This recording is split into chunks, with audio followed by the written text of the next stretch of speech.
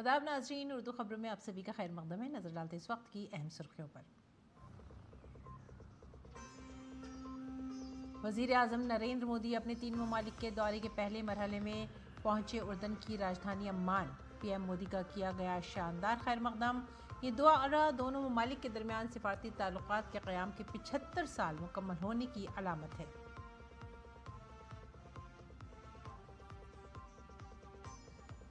कांग्रेस की रैली में वज़ीर आज़म मोदी के खिलाफ नाजेबा ज़बान के इस्तेमाल पर पार्लियामेंट के दोनों ऐवानों में हंगामा। बीजेपी ने पार्लियामेंट में कांग्रेस लीडरों से मुआफ़ी मांगने का किया मुतालबा।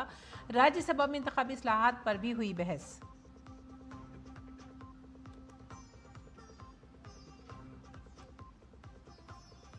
बिहार के काबीनी वजीर नबीन का बीजेपी हेडक्वार्टर पहुंचने पर हुआ शानदार इस्तकबाल। बीजेपी सदर और वजीर सेहत जेपी नड्डा और वजीर दाखिला अमित शाह ने नितिन नबीन का किया खैर मकदम।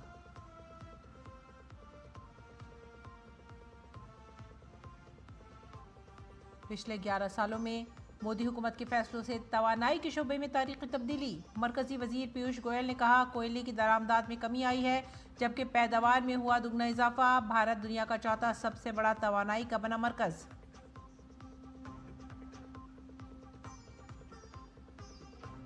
बीजेपी ने तमिलनाडु और असम असेंबली इंतखाबात के लिए इंचार्ज के मुकर्रर। पीयूष गोयल तमिलनाडु और बैजंत पांडा असम के लिए इंतखाबी इंचार्ज मुकर्रर हुए।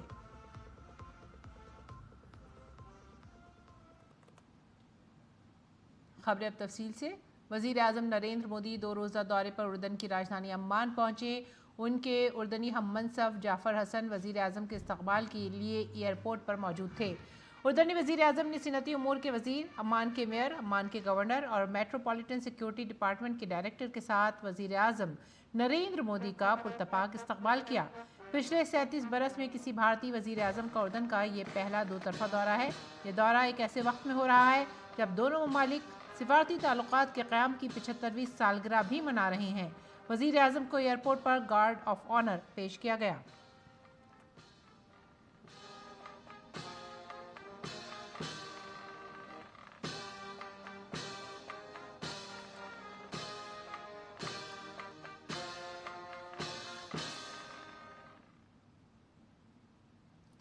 उर्दन में भारतीय बिरादरी वज़ीर आज़म मोदी के इस्तकबाल के लिए निहायत पुरजोश है। भरतनाट्यम और कथक परफॉर्मेंस तैयार की गई हैं।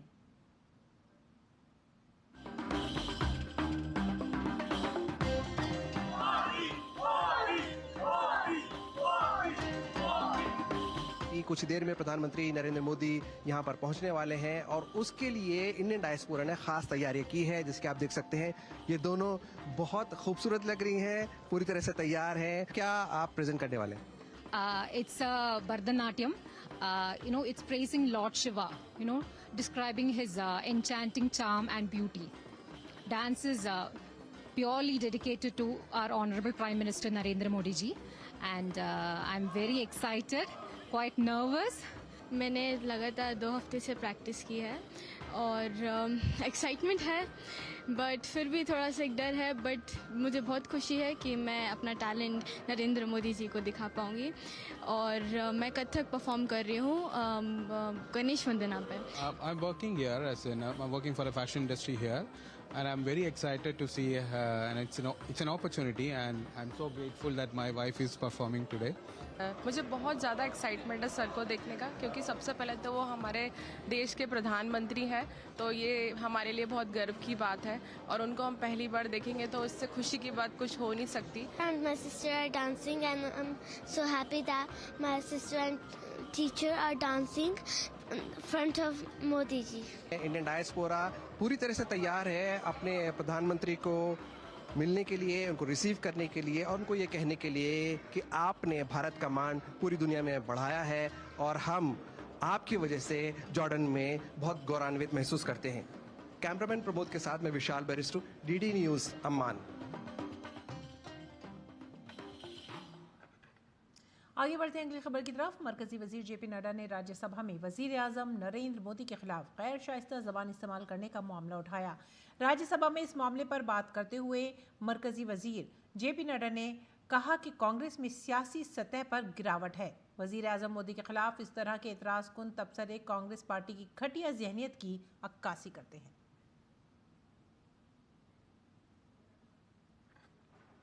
जो कांग्रेस पार्टी की रैली हुई उसमें नारे लगे, मोदी तेरी कब्र खुदेगी, आज नहीं तो कल खुदेगी। ये इस तरीके के नारे की बात रिकॉर्ड पे जा रही है, प्लीज। ये तरीके के नारे कांग्रेस पार्टी के सोच और मानसिकता को दर्शाता है। ये नामदारों के झंझलाहट को स्पष्ट इंगित करता है और साथ में इस तरीके की बात कहना एक प्रधानमंत्री जी के खिलाफ और मृत्यु की कामना करना, यह अपने आप में बहुत ही निंदनीय है। जेपी नड्डा ने इस मामले पर सोनिया गांधी से माफी मांगने का मुतालबा किया है। इसके लिए हमारे नेता प्रतिपक्ष और कांग्रेस पार्टी के नेता यहां बैठी हैं, आदरणीय सोनिया गांधी जी, इनको देश से माफी मांगनी चाहिए और ये नामदारों के झंझलाहट है, इसको समझना चाहिए।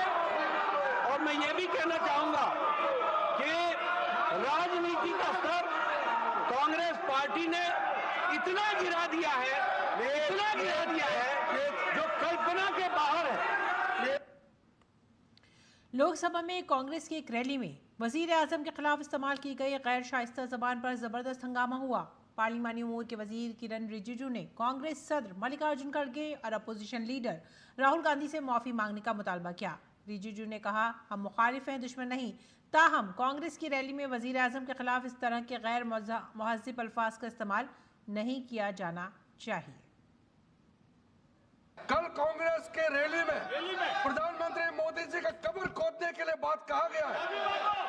ये इस देश के लिए बहुत दुखद समय है कि कांग्रेस पार्टी ऐसा शब्दों का इस्तेमाल करते हैं और सारे कांग्रेस पार्टी पूरे का पूरे नेतृत्व उस रैली में मौजूद थे और प्रधानमंत्री मोदी जी का कब्र खोदने के लिए इन्होंने नारा लगाया।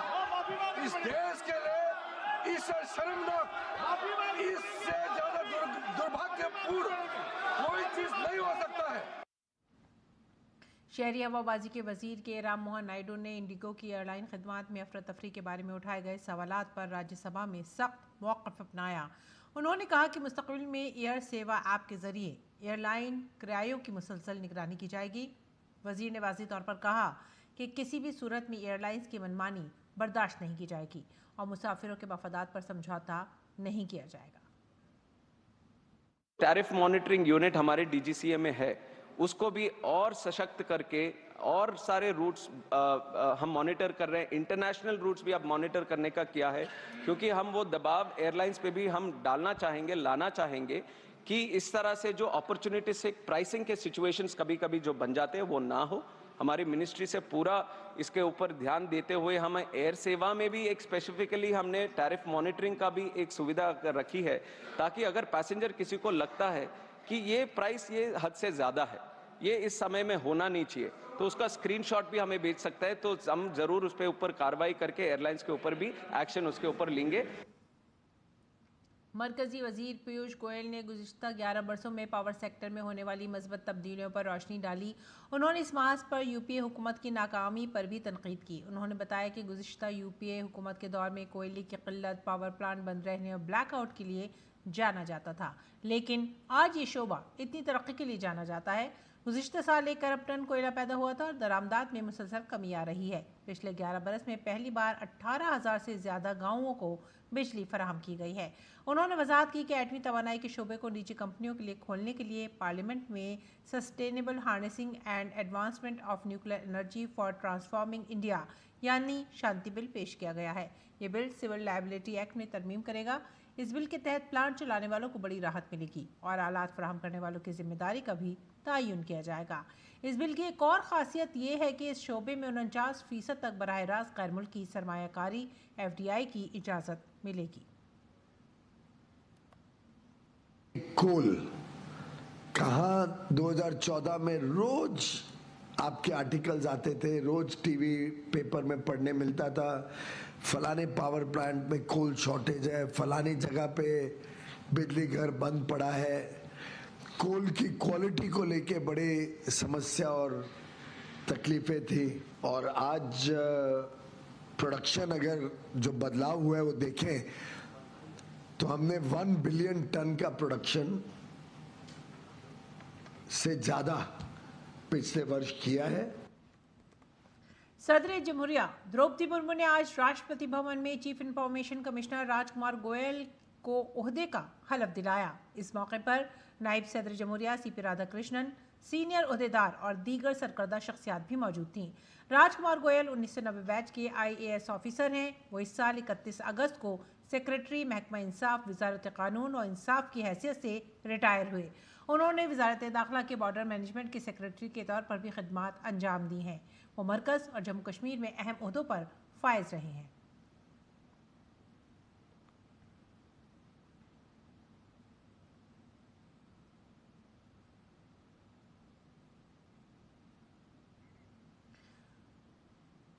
आगे बढ़ते हैं अगली खबर की तरफ। बीजेपी ने तमिलनाडु असेंबली इंतखाबात के लिए इंतखाबी इंचार्ज और शरीक इंचार्ज मुकर्रर किया है। मरकजी वजीर पीयूष गोयल को इंतखाबी इंचार्ज और मरकजी वजीर अर्जुन राम मेघवाल को शरीक इंचार्ज बनाया गया है। इसके अलावा मरकजी वजीर मुमलिकत बराए शहरी हवाबाजी मुरलीधर मोहोल को भी तमिलनाडु असेंबली इंतखाबात के लिए शरीक इंचार्ज मुकर्रर किया गया है।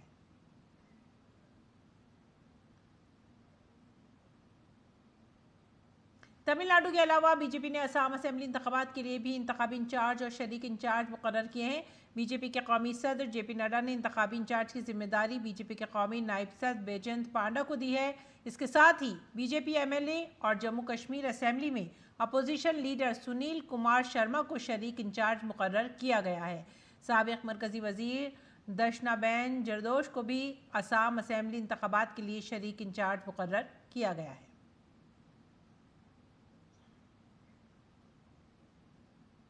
और इस दौरान बिहार के काबीनी वजीर नितिन नवीन प्रसाद सिन्हा का बीजेपी हेडक्वार्टर पहुंचने पर शानदार इस्तकबाल किया गया। उन्होंने दिल्ली में बीजेपी हेडक्वार्टर में पार्टी के कारगुजार सदर का ओहदा संभाला। इस मौके पर वजीर दाखिला अमित शाह, मरकजी वजीर JP नड्डा और कई दीगर लीडरान मौजूद थे।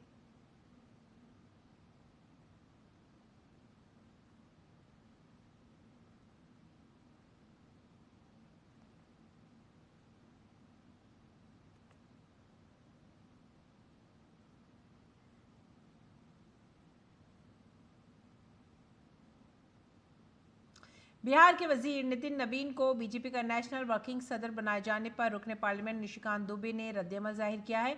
उन्होंने कहा कि बीजेपी हमेशा नई क़यादत की तलाश में रहती है और उसे फ़रोग़ देने के लिए काम करती है। निशिकांत दुबे के मुताबिक नितिन गडकरी और अमित शाह के बाद नितिन नवीन तीसरी बड़ी मिसाल हैं जिन्हें तंजीम ने कौमी सतह पर अहम जिम्मेदारी सौंपी है। उन्होंने कहा कि इससे बिहार से उभरने वाली क़यादत को कौमी सतह पर एक नई शिनाख्त मिली है। भारतीय जनता पार्टी हमेशा से नए नेतृत्व को तलाशती है, नया नेतृत्व देती है और नितिन गडकरी जी, अमित शाह जी के बाद जो है ये तीसरा उदाहरण है। तो उत्तर प्रदेश से तो माननीय प्रधानमंत्री जी हैं, अब बिहार से नितिन नवीन हो बढ़िया है। उत्तर प्रदेश बिहार का जो है थोड़ा काम आगे बढ़ेगा। और दिल्ली NCR में बढ़ती हुई फ़िज़ाई आलूदगी की रोशनी में दिल्ली हाई कोर्ट ने वकला और ख़ुद नुमाइंदगी करने वाले फ़रीक़ैन को ज़ाती तौर पर पेश होने के बजाय वीडियो कॉन्फ्रेंसिंग के ज़रिए समाअतों में हिस्सा लेने का मशवरा दिया है। इस मसले को लेकर वकला ने चीफ जस्टिस से दिल्ली NCR में बिगड़ते हुए हवा के मेयार पर तशवीश का इजहार किया है। उन्होंने कहा कि रियासती हुकूमत आलूदगी पर काबू पाने के लिए उस वक्त तक मौसर कदम नहीं उठाएंगी जब तक अदालत की तरफ से सख्त हिदायत जारी नहीं की जाती। उन्होंने यह भी इल्ज़ाम लगाया कि बहुत से स्कूल अदालती अहकामात की खिलाफ वर्जी करते हुए खेलों के मुकाबलों का इनेकाद कर रहे हैं।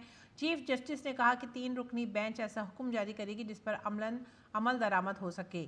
इससे कबल सुप्रीम कोर्ट ने वकला और दरख्वास्त गुजारों को भी वीडियो कॉन्फ्रेंसिंग के जरिए समाअतों में हिस्सा लेने का मशवरा दिया था।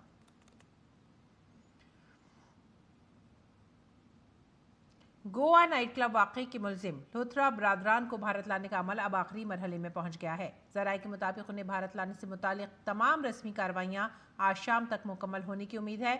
बताया जा रहा है कि उन्हें कल भारत लाया जा सकता है। ज़राए का कहना है कि लोथरा बरादरान को पहले थाईलैंड से दिल्ली लाया जाएगा, जिसके बाद मज़ीद कानूनी कार्रवाई मुकम्मल की जाएगी। इस दौरान गोवा पुलिस की खुसूसी टीम आज शाम दिल्ली पहुंचेगी। अब इस मामले में जल्दी बड़ी कार्रवाई देखने को मिल सकती है। वज़ीर ख़ारजा डॉक्टर एस जयशंकर मुत्तहदा अरब अमीरात और इसराइल के दौरे पर है। सारबनियाज फोरम में शिरकत के बाद वज़ीर ख़ारजा डॉक्टर एस जयशंकर आज अबूधाबी में मुत्तहदा अरब अमीरात के नायब वज़ीर आज़म और वज़ीर ख़ारजा शेख अब्दुल्ला बिन ज़ैद अल नहयान के साथ 16वीं मुश्तरका कमीशन की मीटिंग और 5वीं स्ट्रैटेजिक डायलॉग की शरीक सदारत करेंगे। सारबनियाज फोरम 12 से 14 दिसंबर तक मुनक़िद हुआ। यूएई के बाद वज़ीर ख़ारजा डॉक्टर जयशंकर इसराइल का भी दौरा करेंगे, जहां वो अपने इसराइली हममंसब वज़ीर ख़ारजा गैडियन सार के साथ दो तरफ़ा बातचीत करेंगे। इन मुलाकातों में भारत इसराइल ताल्लुकात के मुख्तलिफ पहलुओं, बाहिमी दिलचस्पी के उमूर और इलाक़ाई सूरत हाल पर बातचीत मुतवक्के है।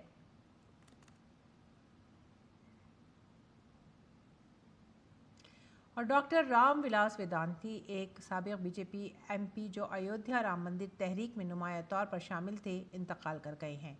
वो कई दिनों से बीमार थे और मध्य प्रदेश के रेवा के संजय गांधी मेमोरियल अस्पताल में ज़ेर इलाज थे।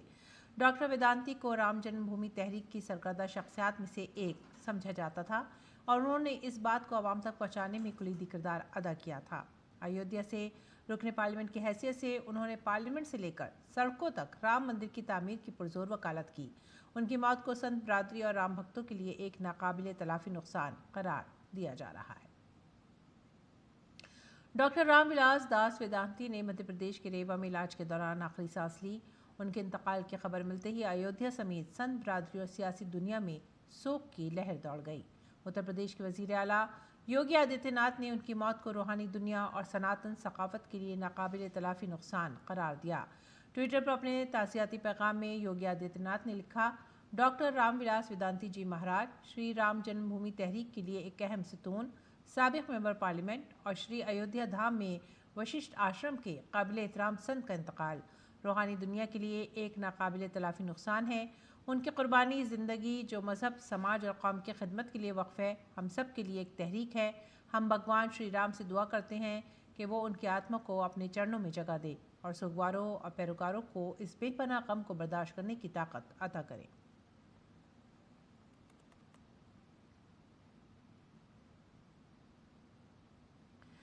भारतीय बहरिया बुध को INS हंसा गोवा में अपना दूसरा MH-R60 हेलीकॉप्टर स्क्वाड्रन INS ऑस्प्रेस 335 को बहरिया में शामिल करेगी। ये प्रोग्राम गोवा में मुनक़िद होगा। Chief of the naval staff admiral Dinesh के त्रिपाठी इस मौके पर मौजूद रहेंगे। इस हेलीकॉप्टर की खूबियों में जदीद हथियार, सेंसर और एवियोनिक्स सूट वगैरह शामिल हैं, जो इस भारतीय बहरिया के लिए एक हमगीर और काबिल फ़ख्र असासा बना रहे हैं। ये जहाज़ फ़्लाइट ऑपरेशंस से मुकम्मल तौर पर हम आहंग हो चुका है और मुतादिद मौक़े पर अपनी सलाहियतों को साबित भी कर चुका है।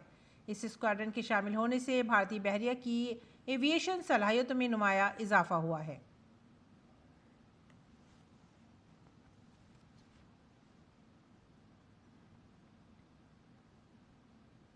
और अब बात करेंगे उत्तर प्रदेश में जारी काशी तमिल संगमम की।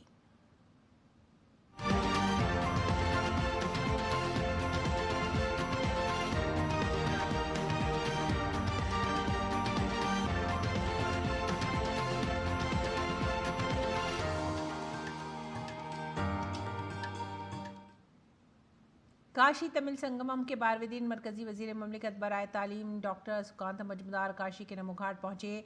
नमो घाट में उन्होंने तमिलनाडु से आए लोगों की हौसला अफजाई की। DD न्यूज़ की नुमाइंदे मनीष बाजपाई ने मरकजी वजीर ममलिकत बराए तालीम सुकांत मजूमदार के साथ खुसूसी बातचीत की।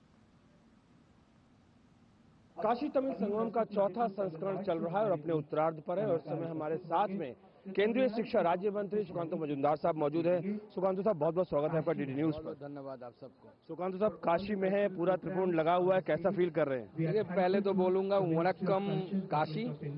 आज ये चौथा एडिशन है। बाबा विश्वनाथ का दर्शन करके मैं सीधा आया हूँ। तमिलनाडु की भी संस्कृति यही है कि वो बाबा विश्वनाथ का दर्शन करने के लिए काशी में आते हैं। यहाँ तक कि उनकी शादी में एक ओकेशन भी होता है, काशी यात्रा, शादी का ही पार्ट है।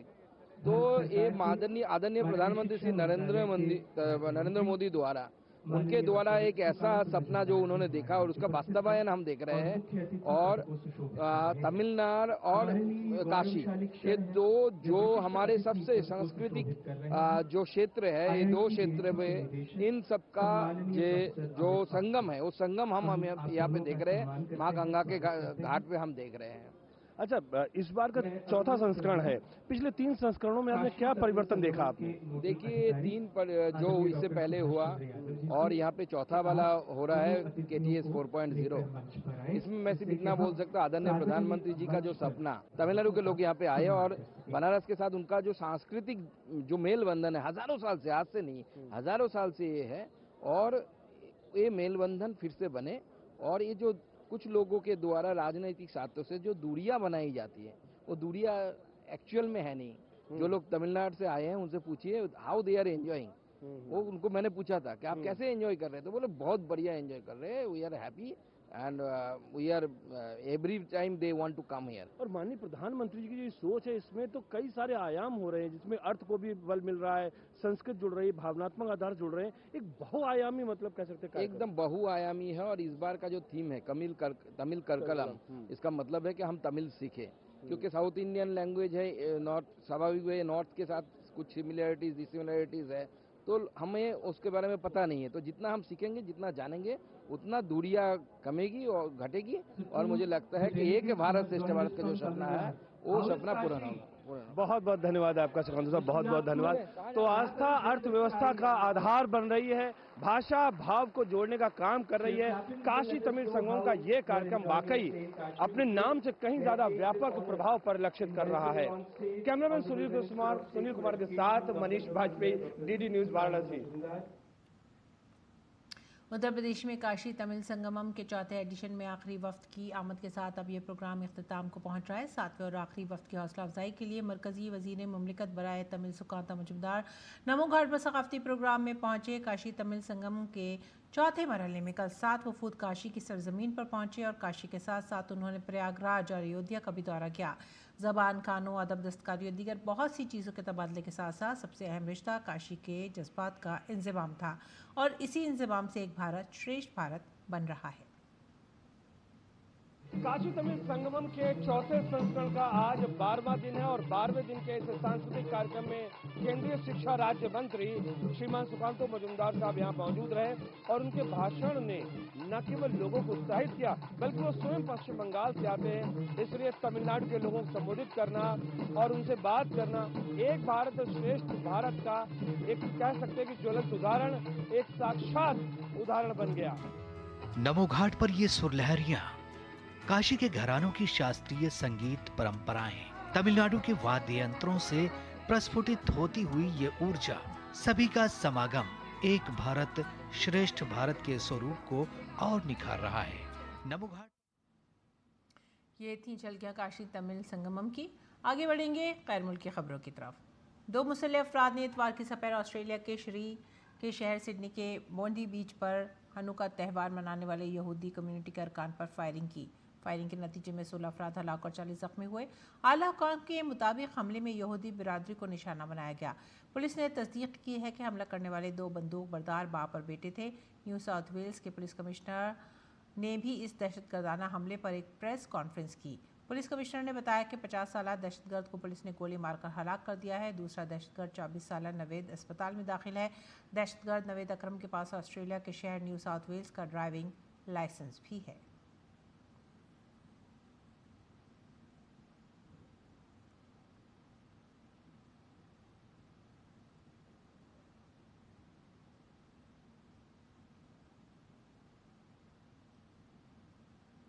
और इसी के साथ ही आप हमारी पूरी टीम को दीजिए इजाज़त।